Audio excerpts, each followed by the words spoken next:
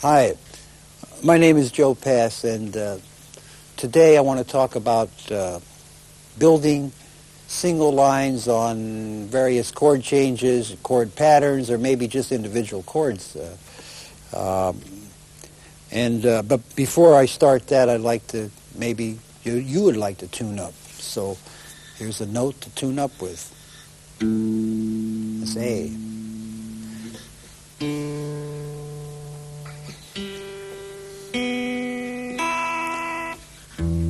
You can tune to any note. Usually I use a tuner to tune up with. I find that's the best way for me, or else I give my guitar to a friend and have them tune it. And then there are other ways of tuning, that is with harmonics. And then this way I really learned when I started.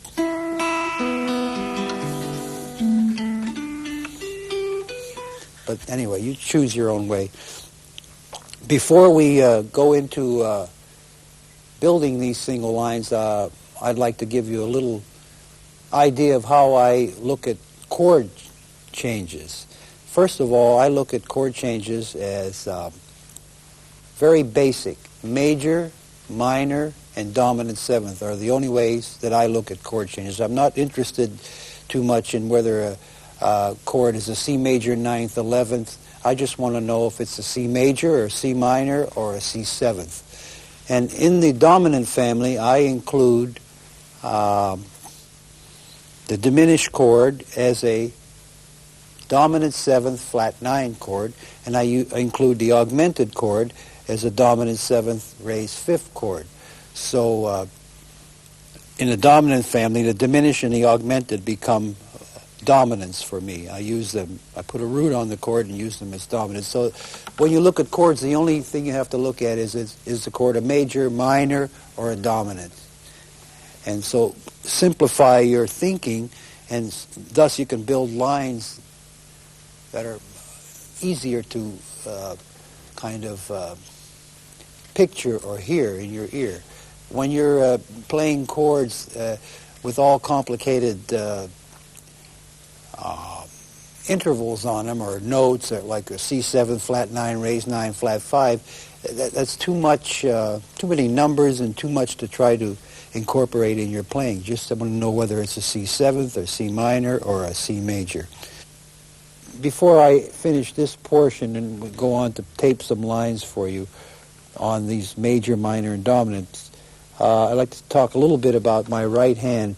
I'm in this case using my fingers, and I play mostly with my fingers, and it's a good idea, as I have said before, to learn to play with your fingers, finger style. It's not hard to do. You just put your hand on the guitar and sit there and watch the television set for a while, and your fingers will fall the way they are most comfortable, which is not the classical way.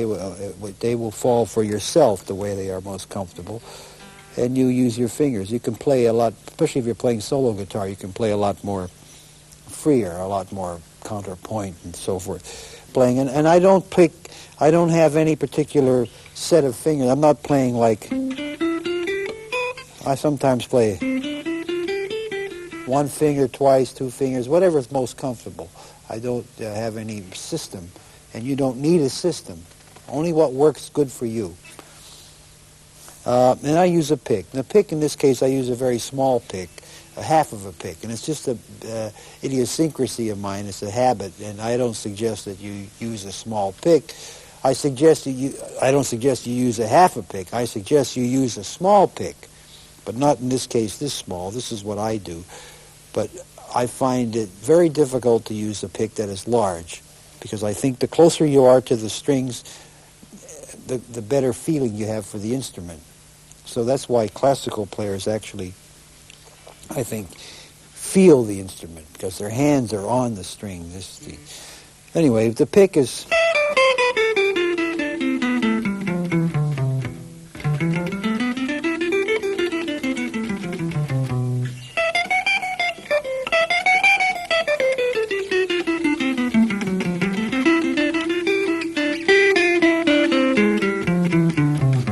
When I'm on a string, it's alternate. Down, up, down, up, down, up. When I change strings, it's down. Even though it should be alternate up and down, I don't do that, so I always pick down, even if I'm going back. If it's two down. Once in a while. Very seldom. So you'll find my playing has very little back picking. I think you get a lot of definition when you pick down.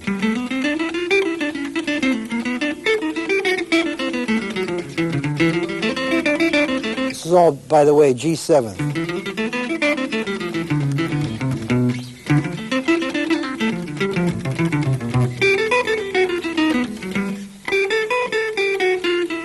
This is G7th augmented. A lot of playing in this case, for me, I do a lot of pull-off, hammer, and slurs.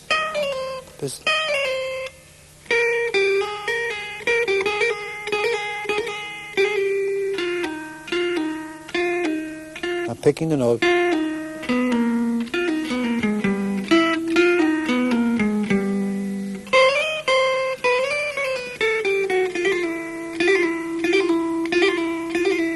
If you want to practice it, you should practice like this.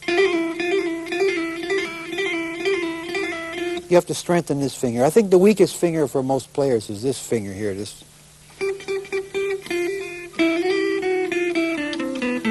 So.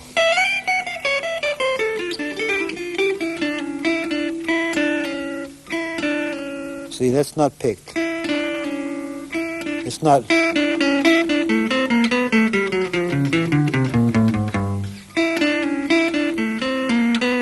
That's hammered.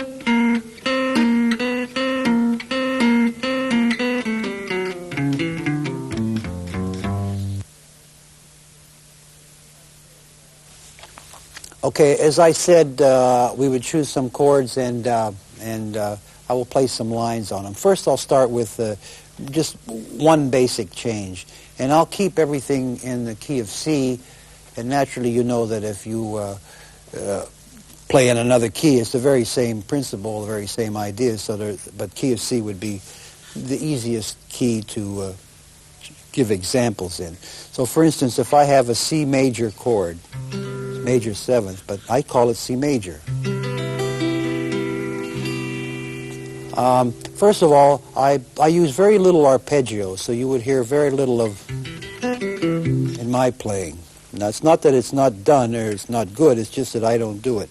If I were to play a line in this, with these intervals in mind, C and B, I would play it this way.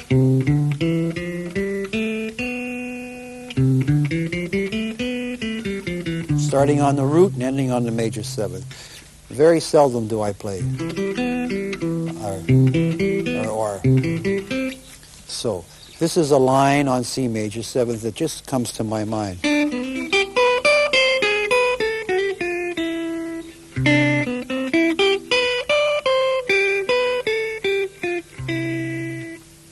And this line comes from here.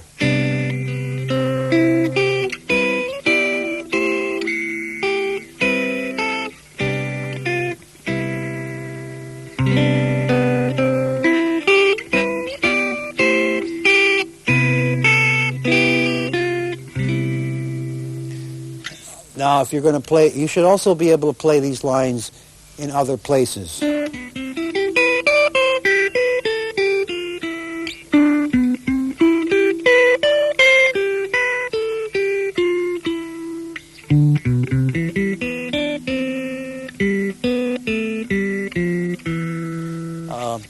So now, once again, here's C major 7th, and here's another line.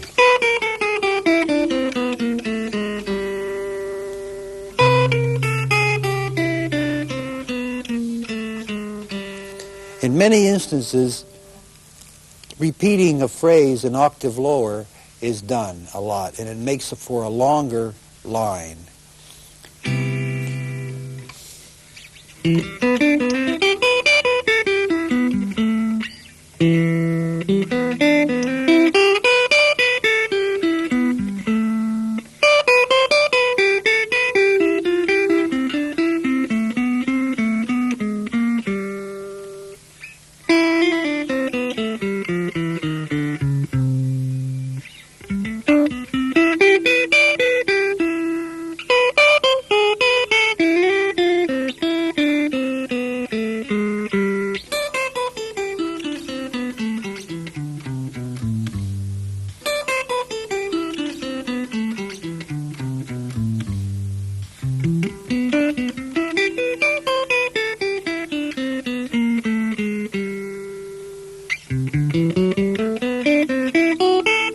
That is in this case using the 11th, but it has to be pure.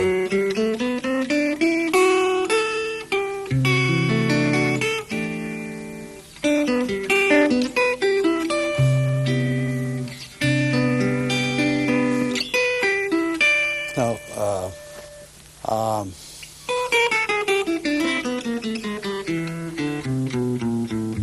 once again.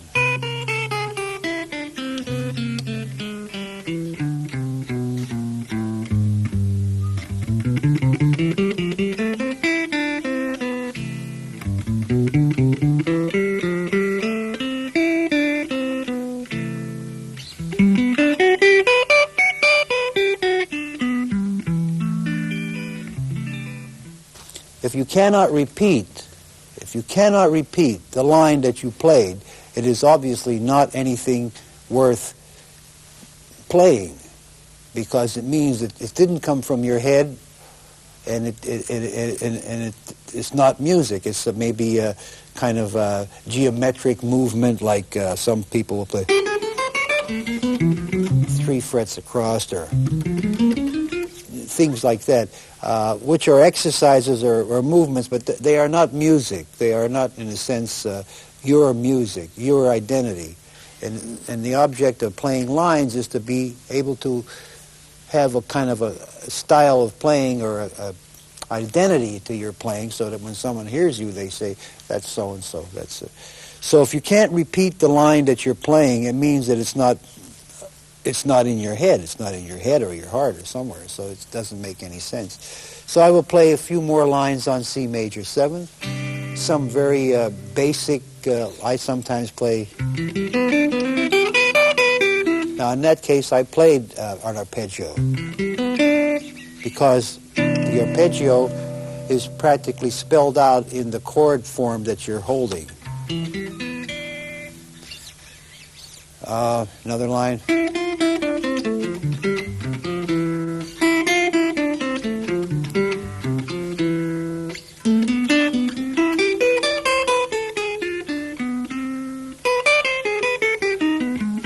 Now, in this case, I am playing lines.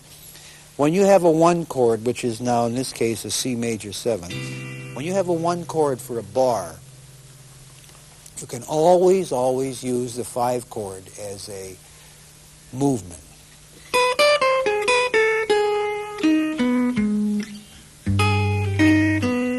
In this case, it's G7 flat 9.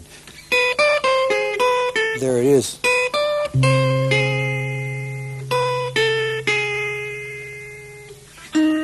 Raised 5th, flat 9.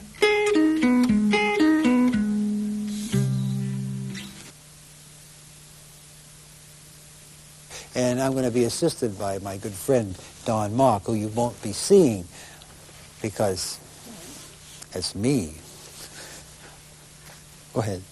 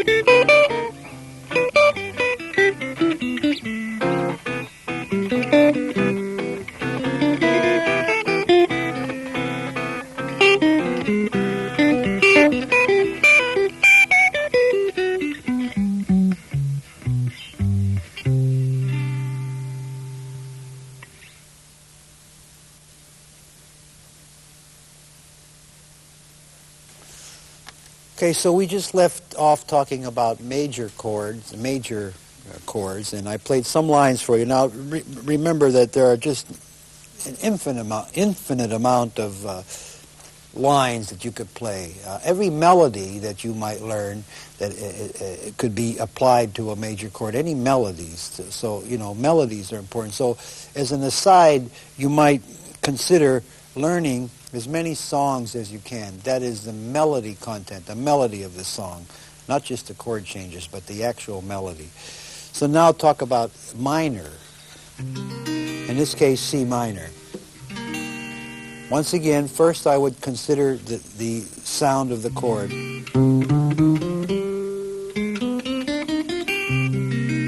Here's maybe a line on C minor. In that case, it's an arpeggio.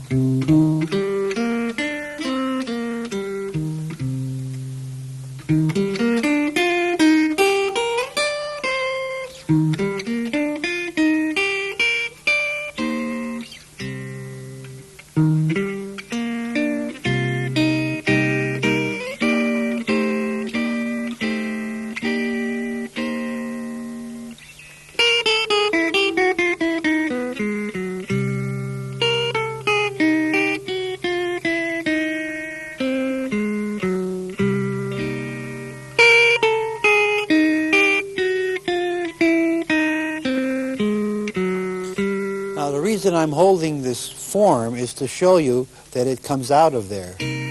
I would normally not play with this grip, with this C minor chord. I would play. but I'm showing you that so you can see that most of the playing comes from one of those bar forms, and all the notes you're looking for are right next to one another, and the fingering is not very difficult. So.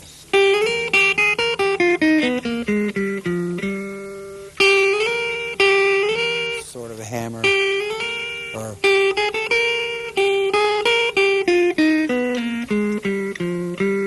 once again, I'm telling you that when you have a one chord, in this case C minor, you can always use the 5 chord as to build the line on.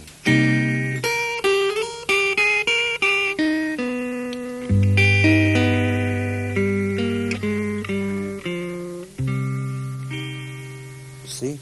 There's another line on C minor. Once again. Now, that is an example I told you that lots of lines are played in 2 and 3 octaves. That's one. Can't go any lower. So.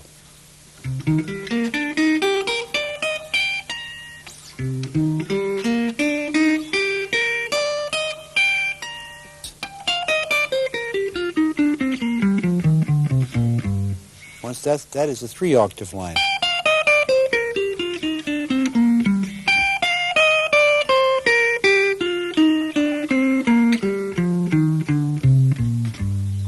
So this is also a C minor kind of a line.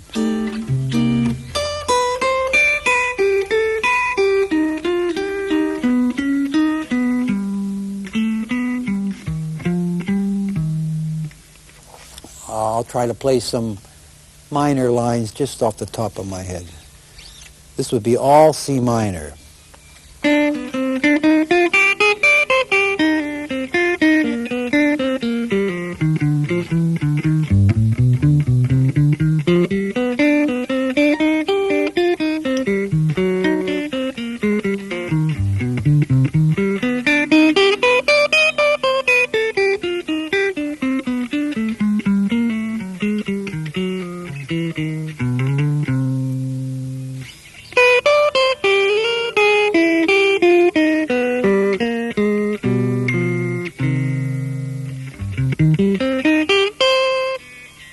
Straight arpeggio.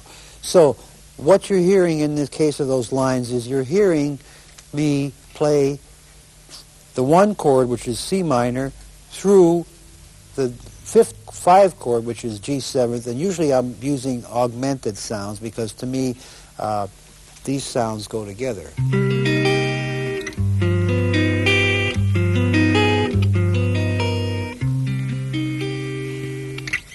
If you examine chords, you'll see, in this case, C minor 9th is a B-flat triad, which means, to me, that I could play B-flat triads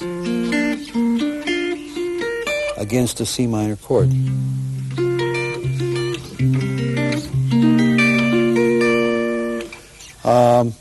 If you examine C minor 7th like this, it's an E-flat triad, which means that you could play certain lines on E-flat forms. Now, I know that modally you can do all these things and you understand them, but I'm talking about a lot about how the chord looks to you when you hold it, when you grip it, so you can see.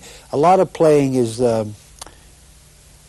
dictated a lot by forms that you play from. And in this case, the C minor here tells me the E-flat works, so that means that I could play this E-flat, this E-flat.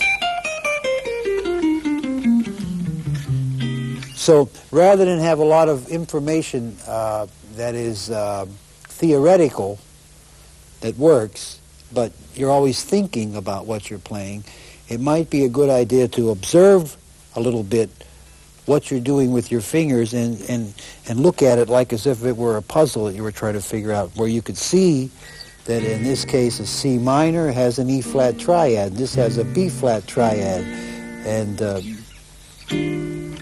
various things like that, so that you can get a picture, because most of the notes you're looking for when you build lines are going to be inside those forms.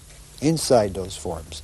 And you can do away with having to consider whether you're playing a Mixolydian mode or whether this mode, because it's very important that if you're in the key of C minor, that anything you play should relate mentally and, that is, form-wise, to C minor, and not to some thought of a mode, I think, because the guitar dictates, is laid out in such a way that if I'm playing in C minor, I don't want to know that I can use a B-flat major scale against it, because if I have B-flat major in my head, I'm not actually hearing and seeing and feeling C minor.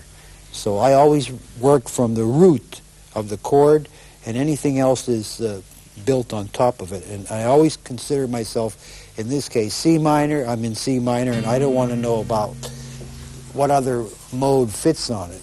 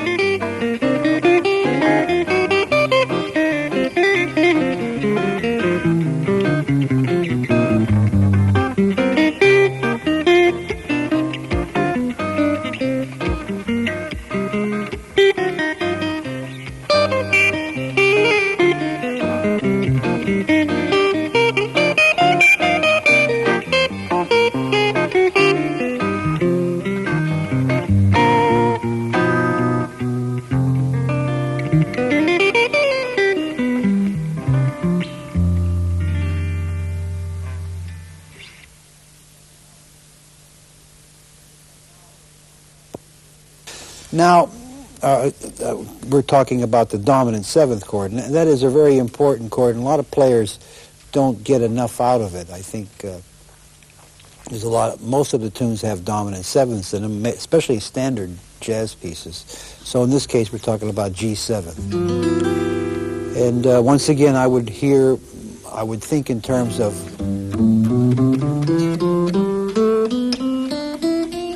that is the complete sound of this chord. I don't look at that as a scale, though it is a scale, but to me it has this sound.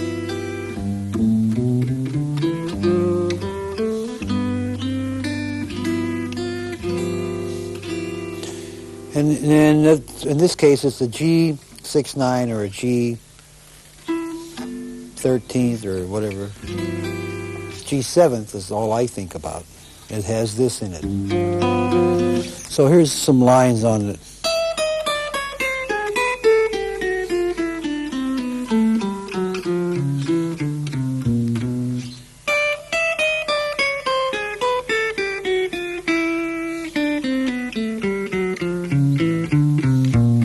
Something like that.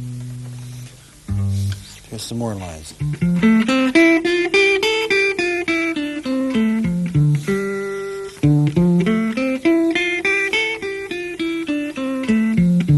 In this case, you can always use the, let's see, this is a 5 chord, and this is a 2, I believe. And by the way, when I see chord changes that have this kind of a movement, I completely disregard the D minor 7th. It doesn't enter my thinking or my, it's superfluous to go and then think of D minor 7th and then play some kind of a G7th. Because if you play this, if you have this in mind, you have already included the sound that you need. The main sound between the minor 7th and the dominant 7th is this. That's it. So I would eliminate immediately if I saw chord changes that had, I would eliminate the minor 7 and go right for the dominant and play off the dominant. And you're free from trying to think in terms of 2 changes. You've broken it down to 1, and you'll have already included that minor 7th change. So here's some more lines on G7.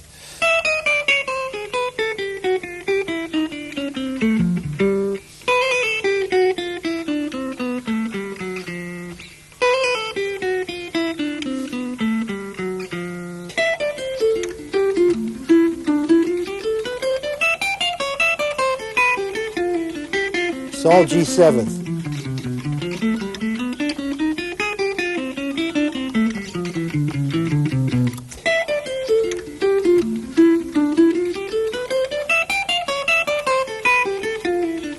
It's all G7th.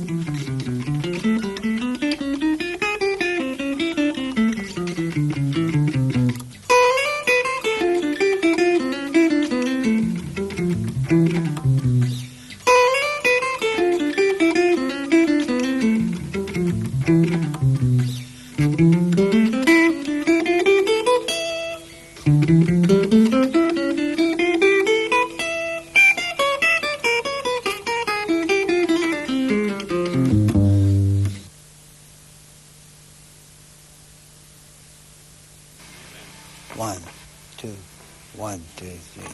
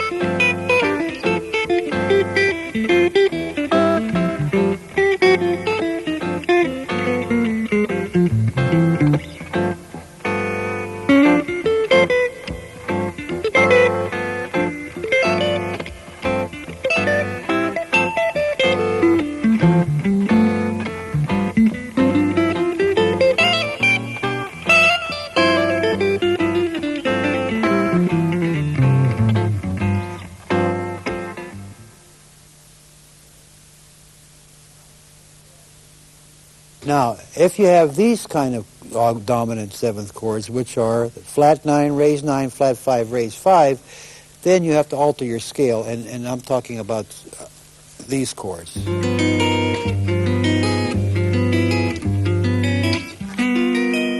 The only thing you can alter in a dominant 7th is the flat 9, raise 9, flat 5, raise 5. So you have this.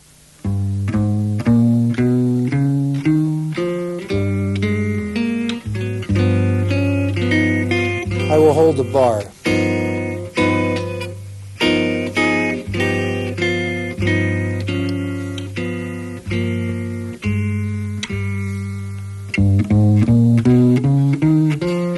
Flat 9, raise 9, regular 3rd, raise 5, flat 5, raise 5, 7th, root.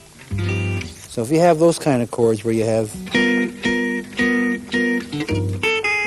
the lines are different.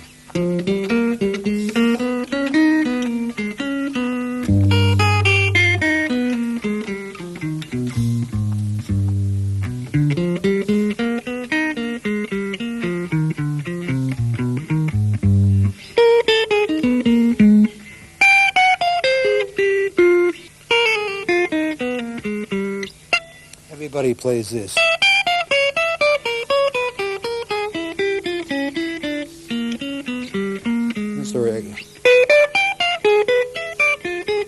There are infinite amount of variations on that kind of a diminished. And like I said before, I include this chord, which is a diminished chord, with a root as a dominant seventh chord. So I can play all these lines on this kind of a dominant seventh chord, a flat 9 chord. Diminish.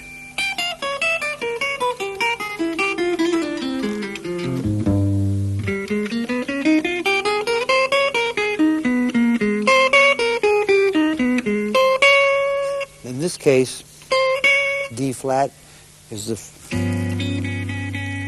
flat 5 of G7. So, and I'm now thinking also of D flat as a form. You can see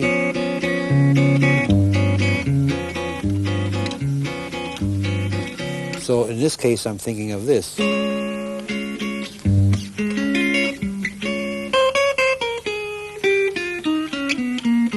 So here are some lines on altered dominant seventh chords.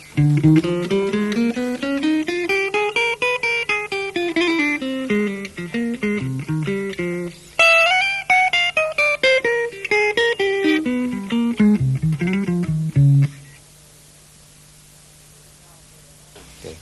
We're going to now play a 1-6-2-5 pattern for you so I can play some lines for you. And I will play my lines in the beginning straight eighth notes so you can see maybe how they go in from one change to another. Okay.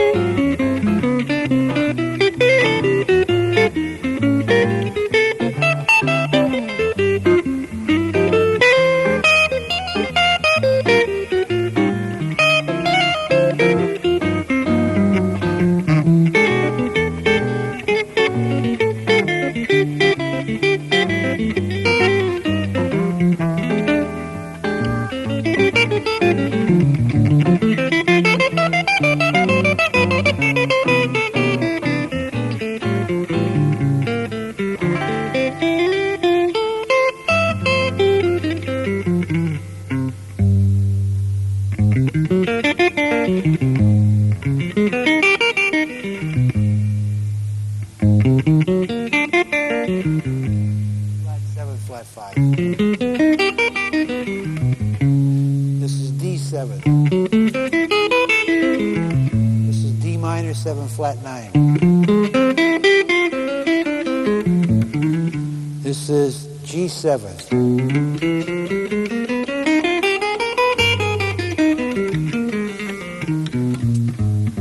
This is C.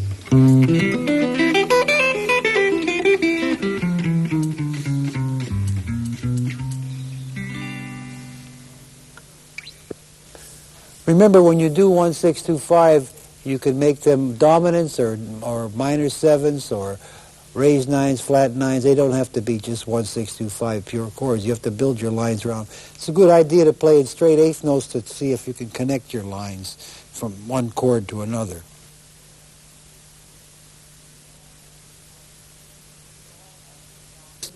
These are all altered dominant seventh chords. This is E7th altered. This is E7th raised 9. So I'm playing a line on it, which is like this.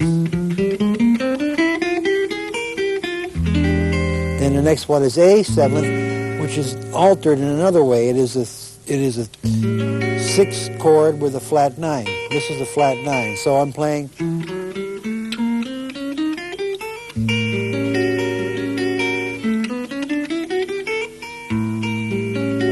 Next one is a D7th raised 9 flat 5, or raised 5, and I'm playing.